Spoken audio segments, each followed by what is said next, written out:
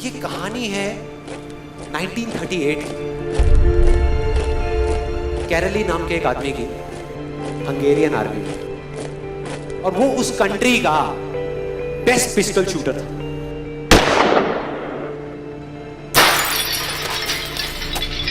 जितनी भी national championships हुई थी उस कंट्री में, उसको वो जीत चुका था। और सबको ऑलमोस्ट कंफर्म था कि 1940s में जो ओलंपिक्स होने वाले हैं उसमें गोल्ड मेडल कैरली को ही मिलेगा। और उसने सालों से ट्रेनिंग करी थी। उसका एक ही सपना था, एक ही फोकस था कि मुझे अपने इस हाथ को दुनिया का बेस्ट शूटिंग हैंड बनाना है, बेस्ट बनाना है, बेस्ट बनाना है। और वो कामयाब हो गया, उसने बना लिया बेस्ट शूटिंग हैंड। सिर्फ 2 साल का फर्क था। 1938 में एक आर्मी का ट्रेनिंग कैंप चल रहा था, क्योंकि वो आर्मी में था, तो एक एक्सीडेंट हो गया। उसके उसी हाथ में जिससे उसने गोल्ड मेडल जीतना था, उसमें एक हैंड ग्रेनेड फट गया और वो हाथ चला गया। जो उसका सपना था, जो फोकस था, सब खत्म।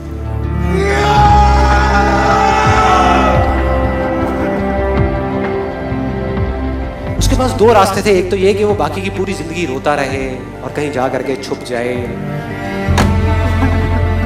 या अपना जो गोल था, जिस पे उसने फोकस किया हुआ था, उसको पकड़ करके रखे। तो उसने फोकस किया उस पे नहीं जो चला गया था, जो उसके पास नहीं था।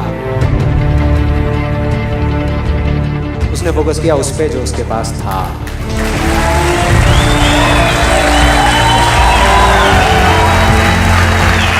जो उसके पास था, और क्या था उसके पास में? एक लेफ्ट हैंड, एक ऐसा हाथ जिससे वो लिख तक नहीं सकता था।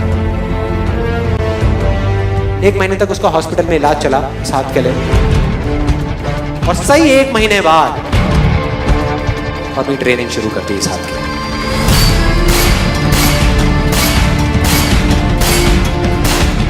ट्रेनिंग के 1 साल बाद, मतलब कि 1939 में वो वापस आया। नेशनल चैंपियनशिप्स हो रही थी वहीं पे हंगरी में, और बाकी भी बहुत सारे पिस्टल शूटर्स थे वहां पे। उन्होंने जा करके उसको कांग्रेचुलेट किया, कहा कि यार देखो, ये होता है जज्बा, ये होती है स्पोर्ट्समैन स्पिरिट, कि इतना सब कुछ होने के बाद भी तुम यहां पर आए हो हमको देखने के लिए और हमारा हौसला बढ़ाने के लिए। किसी को नहीं पता था कि वो 1 साल से अपनी ट्रेनिंग कर रहा था लेफ्ट हैंड की, और उसने जवाब दिया,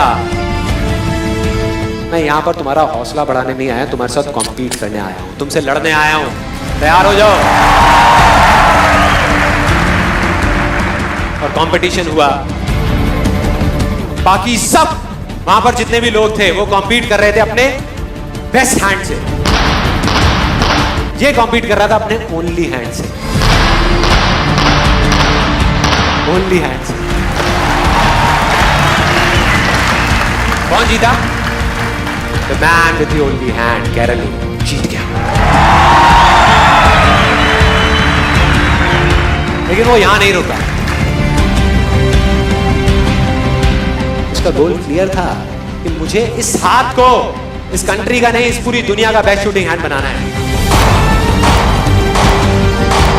उसने अपना सारा फोकस उठा करके डाला 1940 पे,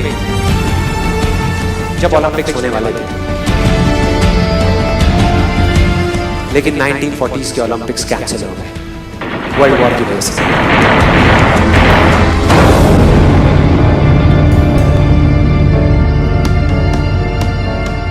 उसने अपना सारा फोकस उठा करके कहां डाल दिया?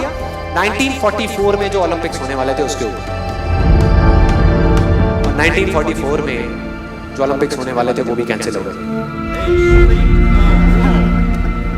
वर्ल्ड वॉर की वजह से। फिर से कैंसिल।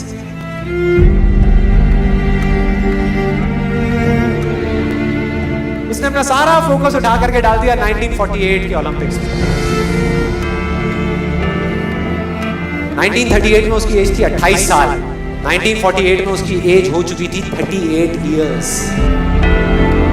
और जो यंगर जो प्लेयर्स आते हैं निकल करके, उनसे कॉम्पीट करना मुश्किल होता चला जाता है। लेकिन मुश्किल नाम का ये वर्ड था ही नहीं उसकी डिक्शनरी में। वो गया, पूरे वर्ल्ड के बेस्ट शूटर्स आए हुए थे जो अपने बेस्ट हैंड से कॉम्पीट कर रहे थे, और ये अपने ओनली हैंड से कॉम्पीट कर रहा था। और कौन जीता? The man with the only hand.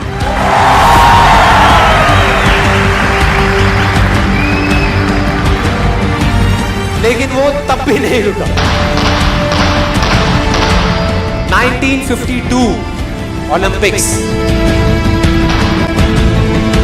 दोबारा कॉम्पीट किया उसने, और इस बार गोल्ड मेडल कौन जीता? गैरल ली। 4 साल बाद दोबारा से, और पूरी की पूरी हिस्ट्री को बदल करके रख दिया ओलंपिक्स।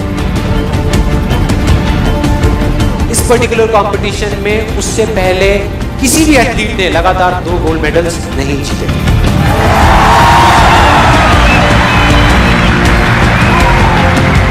अब किसी भी लूजर के पास चले जाओ, उसके पास लिस्ट होगी बहानों की कि मैं इस वजह से फेल हुआ अपनी लाइफ में, इस वजह से मैं कुछ नहीं कर पाया। बहुत लंबी लिस्ट है।